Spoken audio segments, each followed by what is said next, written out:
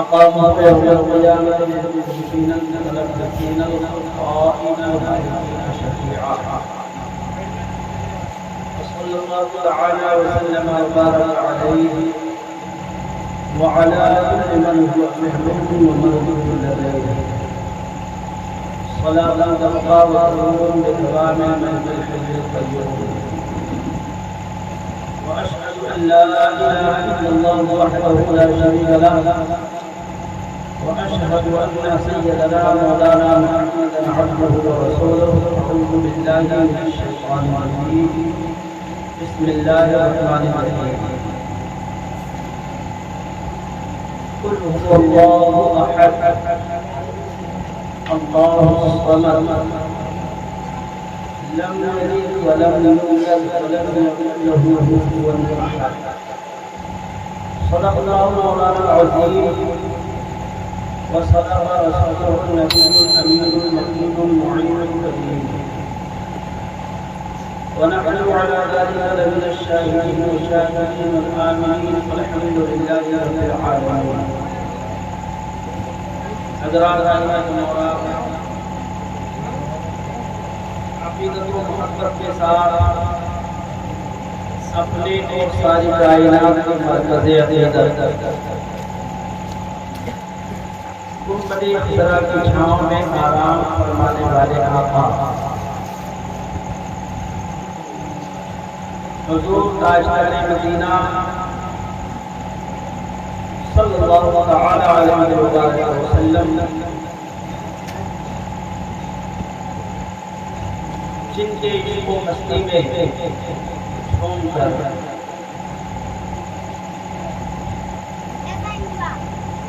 بریلی کے تاجدار امام اہل سنت حضور سیدنا سرکار اعلی حضرت شاہ امام احمد رضا خان فاضل بریلوی رضی اللہ تعالی عنہ اپنے قلم کو اٹھاتے ہیں تو آقا کی بارگاہ میں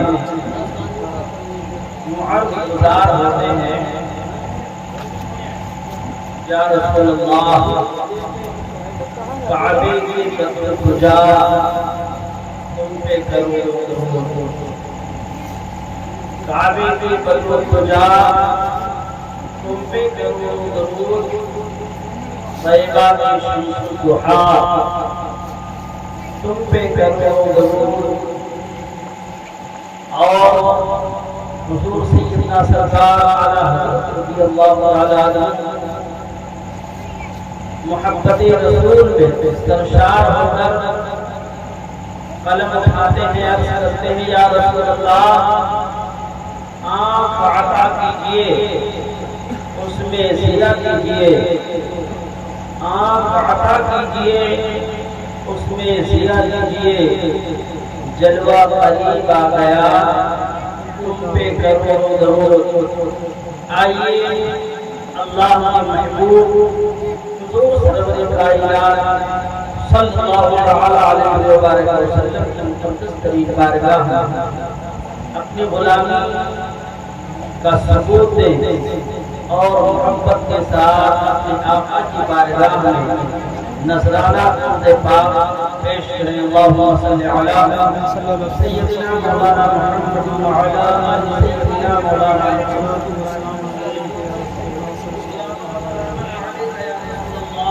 صلاة وسلام علیک یا حبیب اللہ صلی اللہ تعالی علیہ وسلم. حضرات آج محرم شریف کی پہلی تاریخ گزر کر محرم شریف کی پہلی تاریخ گزر چکی ہے اور یہ محفل جو منعقد ہے یہ دوسری تاریخ داخل ہو چکی ہے اور دوسری تاریخ میں یہ محفل منعقد ہے. حضرات محرم شریف کا جب چاند نمودار ہوتا ہے، محرم شریف کا جب چاند نکلتا ہے تو ہر عاشق امام حسین کے دل میں امام عالی مقام رضی اللہ تعالی عنہ کی محبت جان امام عالی مقام رضی اللہ تعالی عنہ سے عقیدت رکھنے والے محبت کرنے والے اپنے دلوں کو امام حسین رضی اللہ تعالی عنہ کی محبت میں سجاتے ہیں۔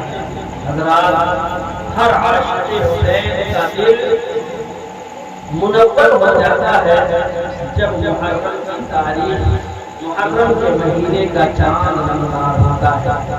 حضرات اسلامی مہینہ محرم سے شروع ہوتا ہے اور ذی الحجہ پہ ختم ہوتا ہے۔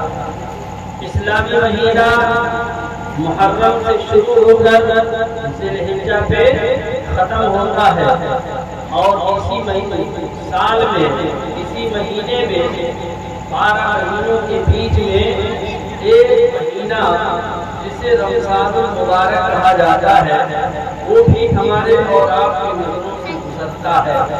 حضرات وہ تو رمضان شریف کی بات ہے، جب محرم کا چاند نمودار ہوتا ہے ہر لوگ اپنے دل میں امام حسین رضی اللہ تعالی عنہ کی محبت سجاتے ہیں۔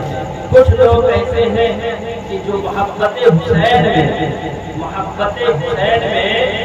امام عالی مقام رضی اللہ تعالی عنہ کے محفل کو سجاتے ہیں۔ امام عالی مقام رضی اللہ تعالی عنہ سے محبت اور عقیدت رکھنے والے امام عالی مقام رضی اللہ تعالی عنہ کی محبت میں محفلوں کو سجاتے ہیں اور اپنے گھروں میں امام عالی مقام رضی اللہ تعالی عنہ کی محبت میں شربت وغیرہ بھی کرواتے ہیں اور لوگوں میں تقسیم کرتے ہیں۔ یہ محبت حسین کی پہچان ہے۔ امام عالی مقام رضی اللہ تعالی عنہ سے محبت کرنے والے ان کی محفل سجاتے ہیں اور ان کی محفل میں آتے بھی ہیں۔ لیکن مسلمانوں لوگ آج کے دور میں آج کی تاریخوں میں دیکھا تو یہ جا رہا ہے کہ لوگ امام حسین رضی اللہ تعالی عنہ کی محبت کا دم دھرتے ہیں اور یہ اعلان کرتے ہیں کہ ہم امام حسین رضی اللہ تعالی عنہ سے محبت کرتے ہیں۔ لیکن مسلمانوں ایسے لوگ دنیا کے تمام لہو و لعب میں مبتلا ہو کر کے امام حسین رضی اللہ تعالی عنہ سے محبت کا دعویٰ تو کرتے ہیں لیکن امام عالی مقام رضی اللہ تعالی عنہ کی محبت سے بالکل الگ ہو جاتے ہیں۔ حضرات میں تفصیل میں نہ جا کر میں اتنا عرض کرنا چاہتا ہوں کہ امام عالی مقام رضی اللہ تعالی عنہ کی شان ایسی شان ہے، ان کا مرتبہ ایسا مرتبہ ہے، ان کا مرتبہ ایسا مرتبہ ہے کہ ہم کیا ہمارے جیسے امام عالی مقام رضی اللہ تعالی عنہ کے غلامی قدم بھرنے والے امام حسین رضی اللہ تعالی عنہ کے ایک بھی تاریخ مکمل طریقے سے بیان نہیں کر پاتے ہیں۔ حضرات امام عالی مقام رضی اللہ تعالی عنہ کے مرتبے کی بات اگر دیکھی جائے تو ان کا مرتبہ ایسا ہے، ان کی شان ایسی ہے، ان کا اعلیٰ مرتبہ ایسا مرتبہ ہے کہ جسے اللہ رب العزت نے اپنی بارگاہ میں بلا کر کے اپنے پاس میں بلا کر کے اپنے آپ کو ان کے نظروں میں پھنسا دیا، یعنی اللہ رب کائنات نے اپنے پیارے محبوب کو بلایا اور بلانے کے بعد میں میرے آقا صلی اللہ علیہ وسلم کو اب ان کے امتیوں کے لیے نماز کا بہترین تحفہ بھی دیا۔ حضرات دوش مصطفیٰ پر امام عالی مقام رضی اللہ تعالی عنہ ایک دو دن نہیں بلکہ تقریباً 9 برس تک امام عالی مقام رضی اللہ تعالی عنہ اپنے نانا مصطفیٰ علیہ السلام کے کندھے کی سواری کرتے رہے۔ حضرات ان کا مرتبہ ایسا۔ اسی طرح کے نعتیہ کلام اور تقریر کو سننے کے لیے ہمارے چینل 786 خواجہ ہند کو سبسکرائب کریں اور ساتھ میں بیل آئیکن کو دبانا نہ بھولیں۔ کندھے کی سواری کی ہو ان کا ہم تعلیم کیسے کر سکتے ہیں؟ بس یہ ہے کہ اپنی زبان میں ہم امام علی مقام رضی اللہ تعالی عنہ کی بارگاہ میں خراج عقیدت پیش کرتے ہیں. کاش اللہ کے محبوب صلی اللہ تعالی علیہ وسلم کے نواسے امام علی مقام رضی اللہ تعالی عنہ کی غلامی میں رہ کے ہم ان کی بارگاہ میں جو خراج عقیدت پیش کرتے ہیں، اگر امام حسین نے اس خراج عقیدت کو قبول کر لیا تو انشاءاللہ کل میدان محشر میں ان کی محبت کی بنیاد پر ہماری اور آپ کی سب کی بخشش ہو جائے گی. حضرات، امام علی مقام رضی اللہ تعالی عنہ کی شان میں دو تین شعر منفرد کو پیش کرتا ہوں، سماعت کر لیجیے. ایک مرتبہ محمد کے ساتھ درود پاک پڑھ دیجیے. اللهم صل علی سیدنا مولانا محمد بارک وسلم. صلاۃ و سلام علیک یا رسول اللہ صلی اللہ علیہ وسلم. صلاۃ و سلام علیک یا حبیب اللہ صلی اللہ علیہ وسلم. حضرات، شاعر نے بڑے ہی پیارے انداز میں امام علی مقام رضی اللہ تعالی عنہ کی محبت میں شعر لکھا کہ میرے آقا سرکار امام علی مقام رضی اللہ تعالی عنہ کا مرتبہ کیا ہے، تو سماعت کیجیے. روشن صدا رہے گا تیرا نام یا حسین. امام حسین کی محبت میں بلند آواز میں کہیے سبحان اللہ. روشن صدا رہے گا تیرا نام یا حسین. روشن صدا رہے گا تیرا نام یا حسین. کیونکہ کیا ہے آپ نے وہ کام یا حسین.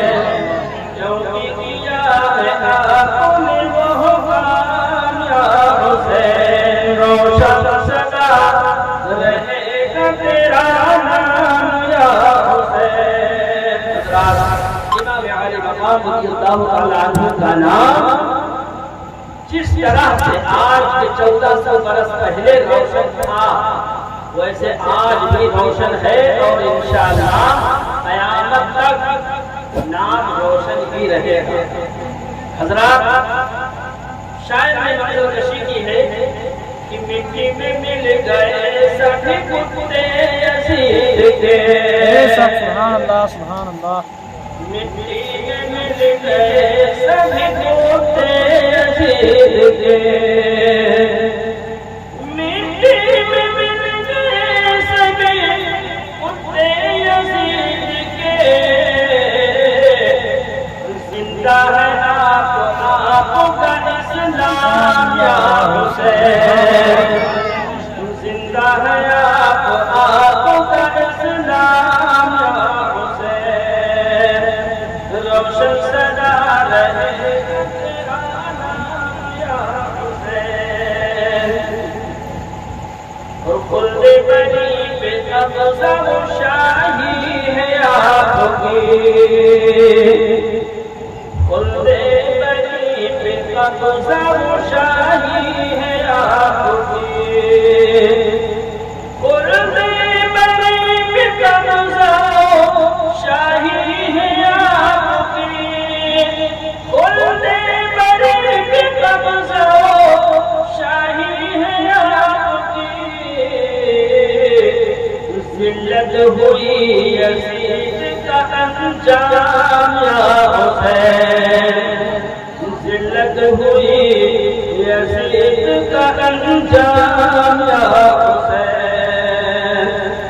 اور ہر سمت دیکھو چاہنے والے ہیں آپ کے. ہر سمت دیکھو چاہنے والے ہیں آپ کے. بخشا ہے رب نے تم کو یہ انعام یا حسین. بخشا ہے رب نے تم کو یہ انعام یا حسین.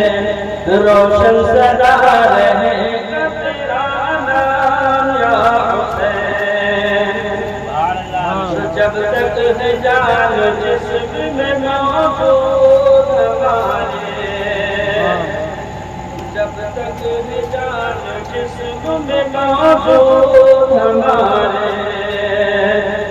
جب تک ہے جان جسم میں موجود ہمارے کرتے رہیں گے ذکر صبح شام یا حسین کرتے رہیں گے ذکر صبح شام یا حسین روشن صدا رہے گا تیرا نام یا حسین. اور حضرات بہت پیارا شعر ہے کہ حشر کے دن آقا مدینہ صلی اللہ علیہ وسلم یعنی امام حسین رضی اللہ عنہ کے نانا مالک جنت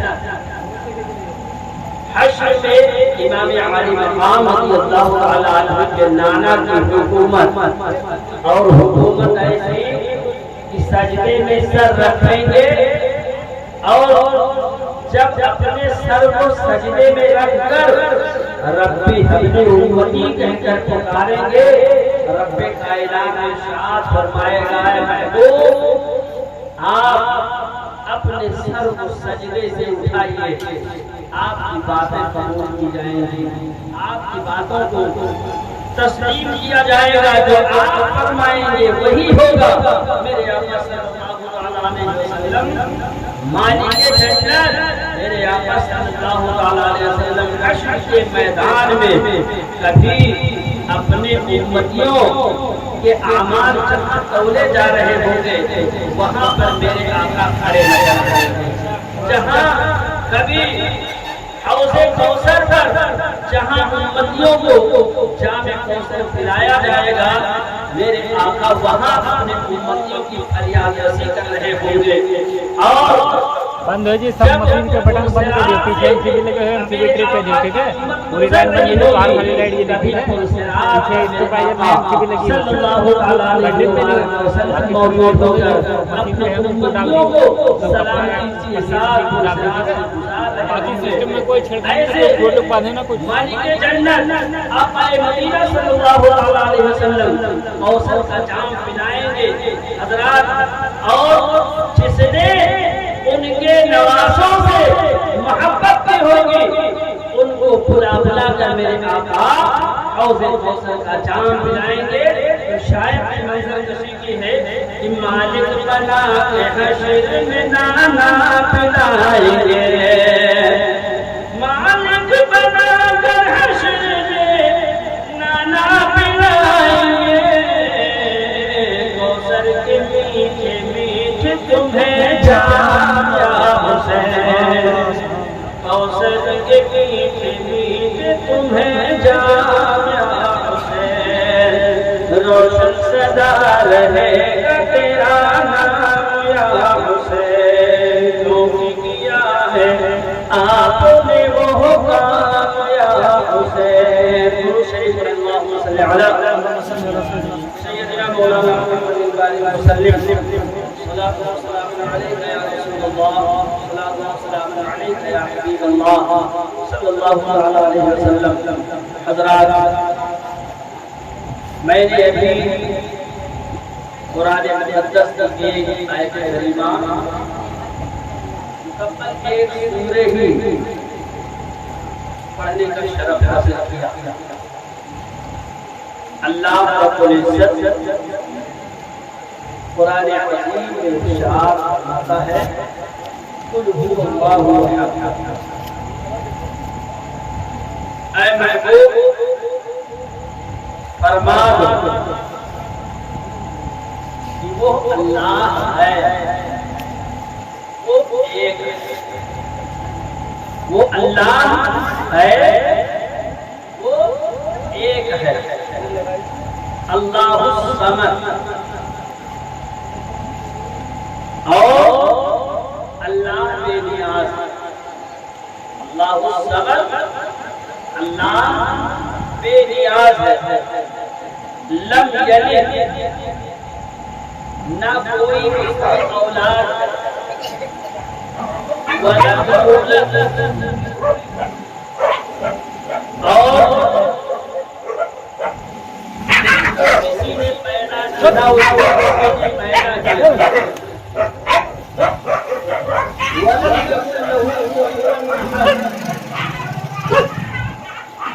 हज़रात अल्लाह रब्बुल इज्जत ने इरशाद फरमा दिया कि ऐ महबूब फरमा दो वो अल्लाह है। हज़रात कुफ़ाराने अरब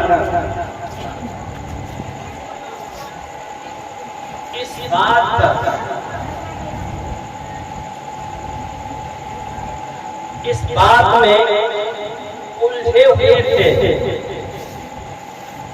कि अल्लाह है,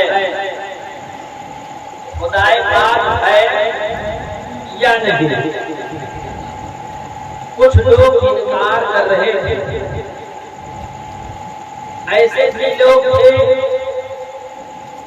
जो अल्लाह को का मुकम्मल इनकार ही कर रहे थे कि खुदाए पाक अगर है तो उसकी नस्ल क्या है,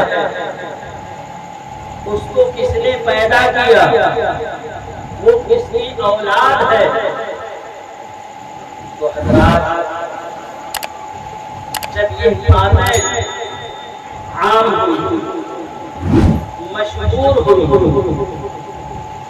तो अल्लाह रब्बुल इज्जत ने अपने प्यारे महबूब के ऊपर हज़रत जिब्रील अमीन को भेजा और हुक्म फरमाया कि जिब्रील मेरे महबूब की बारगाह में ये सूरे सुना दो, कुल हुवल्लाहु अहद अल्लाहु समद। ऐ महबूब फरमा दो कि वो अल्लाह है, वो एक है, वो अल्लाह है, वो एक है, वो बेनियाज है। अल्लाह बेनियाज है, लम यलिद, उसकी कोई औलाद नहीं, वलम यूलद, न उसको किसी ने पैदा किया। पता ये चला कि अल्लाह रब्बुल इज्जत हमेशा से है, अल्लाह रब्बुल इज्जत हमेशा से था, हमेशा है, हमेशा रहेगा। ये दुनिया फानी है, इस दुनिया को बनाने वाला परवरदिगार है। और अल्लाह रब्बुल इज्जत ने इस जमीन को बनाया, आसमान को बनाया, चांद और सूरज को बनाया, सितारों की जगमगाहट को बनाया। अल्लाह रब्बुल इज्जत ने इन सब चीजों को वजूद बख्शा। तो क्यों बख्शा, इसकी वजह क्या है? हज़रात अल्लाह रब्बुल इज्जत ने जमीन का फर्श बना दिया, जमीन का फर्श बिछा दिया, आसमान का शामियाना लगा दिया, चांद और सूरज जो चमक रहे हैं, रोशनी अता कर रहे हैं, दुनिया को मुकम्मल रोशन किए हुए हैं। चांद को रोशनी अल्लाह ने अता की, सूरज को रोशनी अल्लाह ने अता की, अल्लाह रब्बुल इज्जत ने सितारों को जगमगाहट अल्लाह रब्बुल इज्जत ने अता किया, शजर व हजर को अल्लाह रब्बुल इज्जत ने पैदा किया, सारी कायनात को वजूद रखने बख्शा। इसलिए बख्शा जब अल्लाह रब्बुल इज्जत ने अपने रब होने का ऐलान करना चाहा, तो अल्लाह रब्बुल इज्जत ने इन सारी चीजों को वजूद बख्शा। हज़रात अल्लाह रब्बुल इज्जत ने जब अपने रब होने का ऐलान करना चाहा, तो अल्लाह रब्बुल इज्जत ने सारी चीजों को वजूद बख्शा। हज़रात आज मैं बताऊं कि इमाम आज़म अबू हनीफा रहमतुल्लाहि ताला अलैह ये कौन है? ये हमारे और आपके इमाम हैं, जिनकी हम تعظیم کرتے ہیں، جن کی اقتدا کرتے ہیں، جن کی پیروی کرتے ہیں۔ حضرات، حضرت امام اعظم ابو حنیفہ رحمۃ اللہ تعالی علیہ، آج بھی کچھ لوگ ایسے ہیں جو اللہ رب العزت شان میں ایسے کلمات رکھتے ہیں کہ اللہ نہیں ہے، خدائے پاک کہاں ہے، پروردگار عالم کہاں ہے۔ وہ ایسے لوگوں کو نہ تو مسلمان کہا جاتا ہے، نہ تو کافر کہا جاتا ہے، ایسے لوگوں کو دہریہ کہا جاتا ہے۔ وہ کسی چیز کے قائل نہیں ہوتے ہیں، کسی کو نہیں مانتے ہیں، رب کو نہیں مانتے ہیں، اللہ کو نہیں مانتے ہیں، اللہ کے محبوب کو نہیں مانتے ہیں، اللہ کے محبوبین بندوں کو نہیں مانتے ہیں۔ ایسے دہریہ لوگوں، ایسے لوگوں کو دہریہ کہا جاتا ہے۔ امام اعظم ابو حنیفہ رحمۃ اللہ تعالی علیہ، جن کی ہم تقلید کرتے ہیں، جن کی پیروی کرتے ہیں، جن کے بتائے ہوئے مسائل پر ہم عمل کرتے ہیں، حضرات ان کا ایک دہریہ سے مناظرہ ہو گیا۔ اس بات پہ مناظرہ ہوا، اس بات پر مناظرہ ہوا کہ وہ دہریہ اس کا کہنا تھا کہ خدائے پاک ہے تو کہاں ہے، خدائے پاک ہے نہیں۔ حضرات، امام اعظم ابو حنیفہ رحمۃ اللہ تعالی علیہ نے فرمایا کہ اللہ رب العزت ہے اور اسی نے ساری چیزوں کو وجود بخشا۔ اس دہریہ کا مناظرہ حضرت امام اعظم ابو حنیفہ رحمۃ اللہ تعالی علیہ سے طے ہوتا ہے۔ تاریخ متعین کی جاتی ہے، تاریخ مقرر کی جاتی ہے، اور جب تاریخ مقرر کر دی گئی تو اس تاریخ میں حضرت امام اعظم ابو حنیفہ رحمۃ اللہ تعالی علیہ نے کچھ محبت ان سے کرنے والے تھے، کچھ ان سے عقیدت رکھنے والے تھے، کچھ لوگ ایسے تھے جن کو خوشی ہوتی تھی، اور کچھ ایسے بھی لوگ ہوتے تھے جن کو غم ہوتا تھا، کچھ ایسے بھی لوگ تھے جو ان کی باتوں کو مانتے بھی نہیں تھے اور ان کا مذاق اڑانا چاہتے تھے۔ حضرات، وہ دہریہ جب وقت مقررہ، جب وقت کا جب تعین ہوتا ہے تو وہ دہریہ وہاں پر پہنچ جاتا ہے جہاں پر تاریخ مقرر کی گئی تھی۔ اسی تاریخ کے وہ شخص اس جگہ پر پہنچ جاتا ہے تو وہاں کچھ دوست بھی ہوتے ہیں، کچھ دشمن بھی ہوتے ہیں، کچھ اپنے بھی ہوتے ہیں، کچھ بیگانے بھی ہوتے ہیں، کچھ چاہنے والے ہوتے ہیں، کچھ ماننے والے ہوتے ہیں، کچھ منکرین بھی ہوتے ہیں۔ اور اس بات کا مناظرہ ہونا تھا، صرف اللہ کی ذات کا مناظرہ ہونا تھا کہ اللہ ہے تو کہاں ہے اور اللہ کرتا کیا ہے۔ حضرات، حضرت امام اعظم ابو حنیفہ رحمۃ اللہ تعالی علیہ سے جس کا مناظرہ ہونے والا تھا، وہ تو اپنے وقت مقررہ پر وہاں پہنچ جاتا ہے اور پہنچنے کے بعد انتظار کرتا ہے۔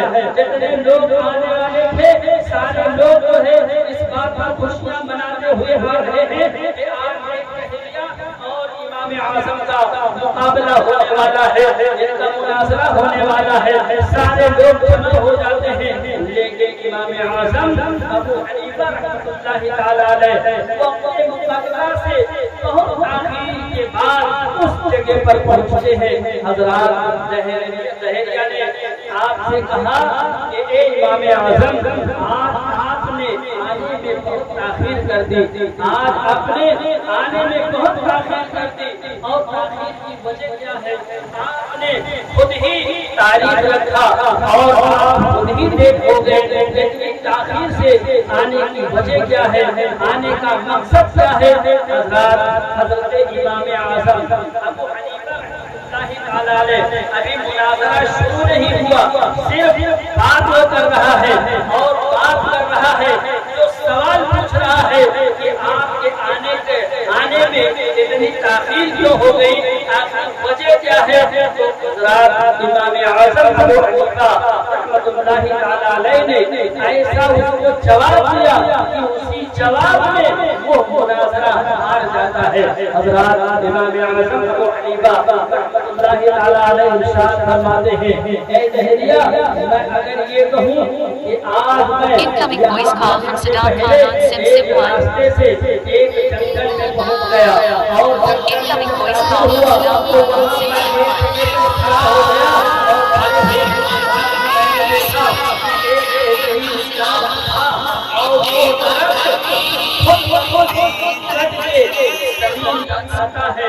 اور زمین پر آنے کے بعد میں وہ پیڑ وہ درخت جب زمین پر آیا اور زمین پر آنے کے بعد میں نے دیکھا کہ خود بخود اس کے تختے تیار ہو گئے اور اس کے بعد میں نے دیکھا کہ خود بخود جب تختے تیار ہو گئے اس کے بعد خود بخود ایک کشتی تیار ہو گئی اور کشتی خود بخود دریا میں داخل ہو گئی، دریا میں پہنچ گئی اور دریا میں پہنچنے کے بعد میں اب وہاں پر جو مسافرین اس طرف کھڑے تھے اس طرف کھڑے تھے، ان کو اس طرف سے لیا، ان کو اس طرف سے لیا، ان کو اس پار جانا تھا اس پار پہنچا دیا، اس پار والوں کو اس پار پہنچا دیا اور کرایہ بھی خود ہی وصول کر دیا۔ تو بتاؤ کہ بات کو ماننے کے لیے تیار ہو؟ دہریہ ہنسنے لگا، قہقہا مارنے لگا اور کہنے لگا، اے امام اعظم اپنے وقت کا امام اس طریقے سے بات کرتا ہے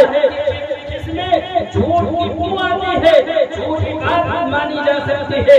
اے امام اعظم ایسا تو کبھی گمان نہیں کیا جا سکتا، ایسی کوئی بات ماننے کے لیے ماننے والی کوئی بات ہی نہیں ہے، دل قبول ہی نہیں کر رہا ہے کہ طرف بہت کٹ جائے، پھر بہت تختے تیار ہو جائے، پھر بہت تخت جو ہے کشتی تیار ہو جائے، پھر بہت دریا میں داخل ہو جائے اور اس کے بعد مسافروں کو لانے لے جانے کا کام کرنا شروع کر دے اور انہیں خود ہی کرایہ وصول کرنا شروع کر دے۔ تو حضرت امام اعظم ابو حنیفہ رحمۃ اللہ تعالی علیہ نے ارشاد فرمایا کہ اے دہریہ اگر یہ چیز خود بخود نہیں ہو سکتی تو یہ زمین کا جو فرش بچھا ہوا ہے، آسمان کا شامیانہ جو لگا ہوا ہے اور وہ چاند و سورج روشنی پھیلا رہے ہیں اور اپنے جو ہے مقرر ہے چلنے پر دن آتا ہے رات جاتی ہے اور دن جاتا ہے دن آتا ہے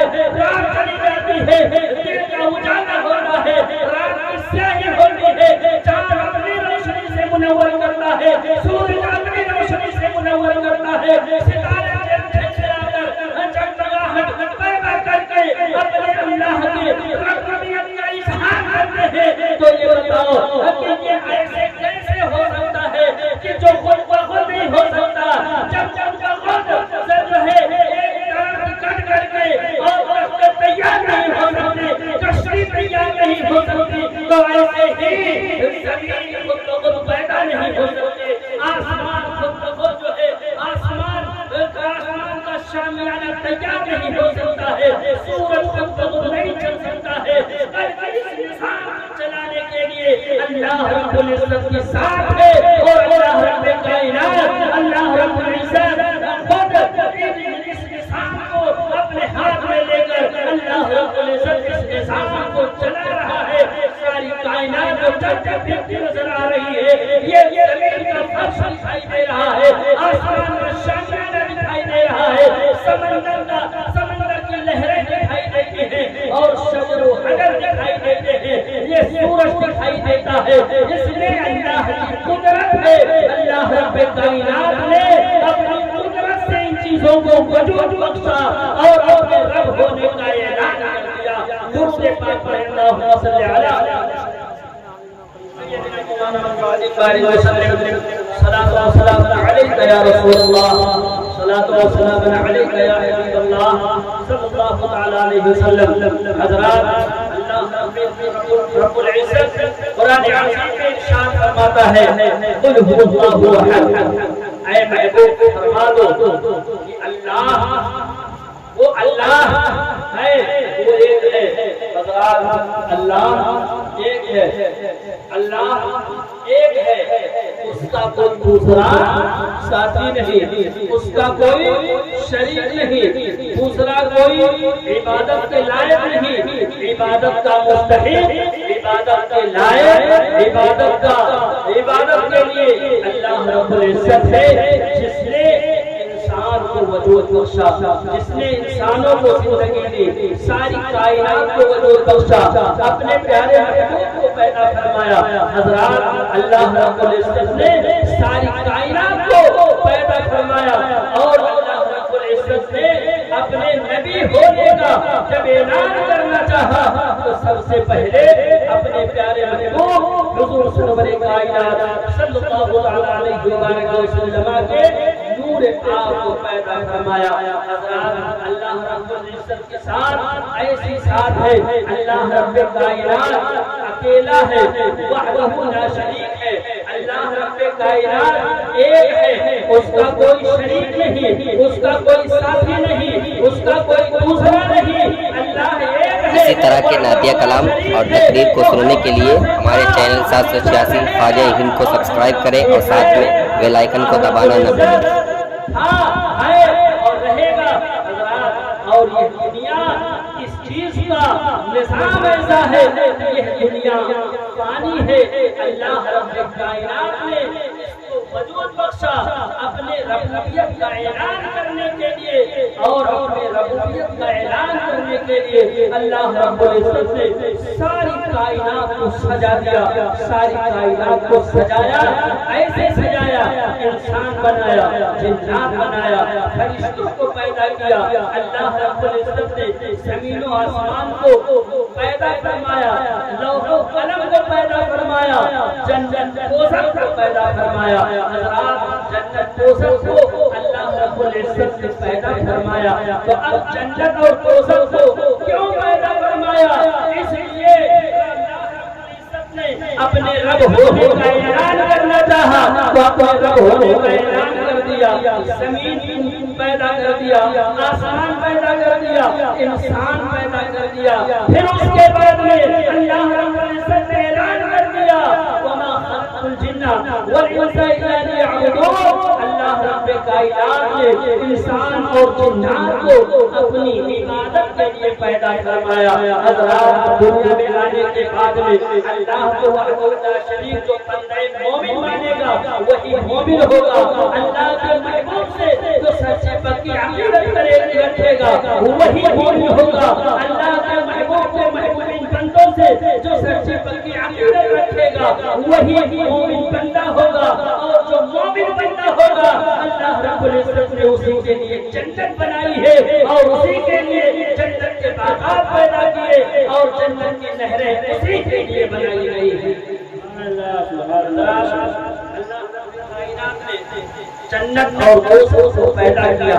حضرات حضرت موسیٰ علیہ السلام کی تصویر کے زمانے میں ایک شخص اللہ رب العزت کی بارگاہ میں التماس کرتا ہے، اللہ رب العزت کا وہ برگزیدہ بندہ تھا، اللہ کا مقدس ولی تھا، اس نے اللہ کی بارگاہ میں عریضہ پیش کیا کہ پروردگار عالم تو نے جنت بنائی، جنت کے باغات پیدا کیے، جنت میں طرح طرح کے میوے پیدا کیے، جنت کے محلات کو میں نے دیکھا، باغات کو میں نے دیکھا، میوے میں نے دیکھا، جنت میں بہترین نہریں شہد کی جو بہ رہی ہے اس کو میں نے دیکھا۔ پروردگار عالم مجھے خوشی حاصل ہوئی، لیکن معاملہ سمجھ میں نہیں آیا، اے پروردگار عالم تو نے بہتی ہوئی آگ سے روشن دوستوں کو کیوں پیدا فرمایا؟ اس کی وجہ کیا ہے؟ حضرات اللہ رب العزت کی بارگاہ میں التماس کرتا ہے وہ اللہ کا مقدس بندہ، اور عریضہ پیش کرتا ہے، اس کے بعد میں اللہ رب العزت کی بارگاہ میں التماس کرتا ہے پروردگار عالم دوستوں کو نے پیدا کیا تو دوستوں کو بجھا دے، صرف جنت ہی رکھ۔ اب اللہ رب العزت کی جانب سے جواب نہیں آیا، وہ انسان وہ شخص جو اللہ کا مقدس بندہ تھا ولی تھا وہ ناراض ہو جاتا ہے اور ایک پہاڑی کے چوٹی پر جا کر بیٹھتا ہے اور کہتا ہے پروردگار عالم جب تک دوزخ کو بجھا نہیں دے گا اس وقت تک میں اپنے مقام پر نہیں آؤں گا، میں اپنی جگہ پر نہیں آؤں گا، اپنے گھر کی طرف نہیں آؤں گا۔ حضرات وہی ناراضگی کے عالم میں وہ شخص وہی بیٹھا ہوا ہے۔ اللہ رب العزت حضرت موسیٰ علیہ نبینا علیہ الصلوۃ والتسلیم کو حکم فرماتا ہے، اے موسیٰ میرا ایک چہیتا بندہ ایک پہاڑی کی اونچائی ٹیلے پر بیٹھا ہوا ہے اور وہ مان نہیں رہا ہے، اے موسیٰ جاؤ اور اس بندے کو منا کر لاؤ، لیکن اس کو ڈرانا نہیں، دھمکانا نہیں، پریشان نہیں کرنا، ایسی باتوں کا اظہار نہ کرنا کہ وہ میرا بندہ ناراض ہو جائے۔ حضرت موسیٰ علیہ نبینا علیہ الصلوۃ والتسلیم عرض کرتے ہیں پروردگار عالم وہ تیرا بندہ ہے اور اس سے محبت کرنا چاہیے، اس سے ناراض کیسے ہو گیا؟ حضرت موسیٰ علیہ نبینا علیہ الصلوۃ والتسلیم اپنے اس امتی کے پاس پہنچتے ہیں، اس شخص کے پاس پہنچتے ہیں تو اس سے پوچھتے ہیں آخر دنیا کے پالنہار سے تو ناراض ہو گیا، جس نے تجھے زندگی عطا کی ہے اسی سے ناراض ہو گیا، وجہ کیا ہے؟ کہتا ہے موسیٰ کہ اللہ کے پیغمبر میرے دماغ میں بات نہیں، سمجھ میں بات نہیں آ رہی ہے کہ آخر اللہ رب العزت نے جنت کو پیدا کیا تو اپنے بندوں کے لیے، نیک بندوں کے لیے پیدا کیا، لیکن دوزخ کو کیوں پیدا کیا ہے؟ یہ معاملہ سمجھ میں نہیں آ رہا ہے۔ حضرت موسیٰ علیہ الصلوۃ والتسلیم اپنے انداز میں سمجھانا چاہتے ہیں، اللہ رب العزت کی جانب سے آواز آتی